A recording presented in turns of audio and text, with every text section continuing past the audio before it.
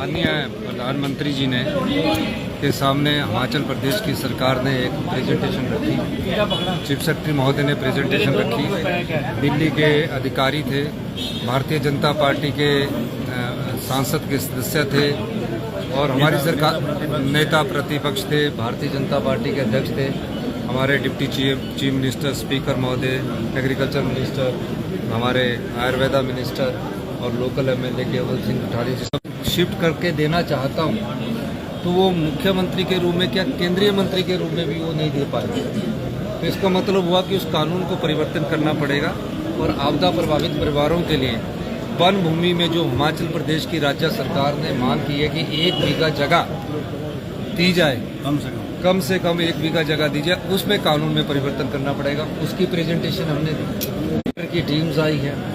तीसरी बात हमने की कि जब सहायता तत्काल ना मिले और 2 वर्ष बाद मिले, 2023 की जो पीडीएन है 2 वर्ष, तो उसका कोई मूल्य नहीं रह जाता, औचित्य नहीं रह जाता है। उन्होंने हमारी बात को गंभीरता से समझा और हमने कहा कि जो डेथ का सर्टिफिकेट है उन्होंने दिया है कि मैं आपको 1500 करोड़ रुपए की सहायता दूंगा, फौरी राहत के तौर पर दूंगा। अब 1500 करोड़ क्या स्पेशल रिलीफ पैकेज के तौर पर आता है या स्कीम बेस्ड आता है, ये देखने की बात है। और निश्चित रूप से हमारा ये मानना है कि जब उन्होंने पूरे हालात को देखा, वो हिमाचल प्रदेश में पहले भी यहाँ भारतीय जनता पार्टी के इंचार्ज के रूप में कार्य कर चुके हैं, उन्होंने पूरा हिंदुस्तान को देखा है। तो हमारे दोस्त, क्योंकि वो इसलिए भी इम्पोर्टेंट है कि उसके बगैर हम जो आपदा प्रभावित परिवार है अपनी ज़मीन पर बसना नहीं चाहते।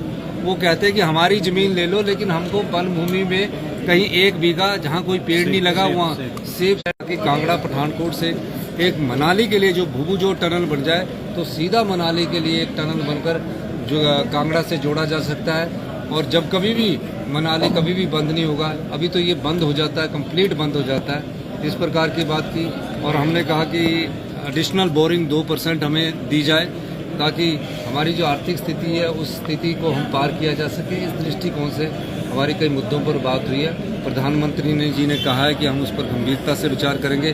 कुछ नियम है उसको बदलने के लिए जहाँ परिवर्तन करना होगा ताकत है।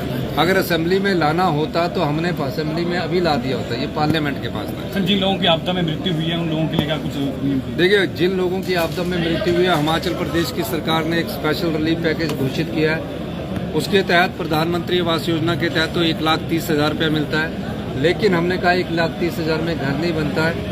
घर टूट गया है, 7 लाख रुपया हिमाचल प्रदेश की सरकार देगी। आप जिसका घर टूटने के बाद जो उसके सामान होता है, बर्तन होते हैं, उसके लिए 70,000 रुपया एक्स्ट्रा दिया जाएगा।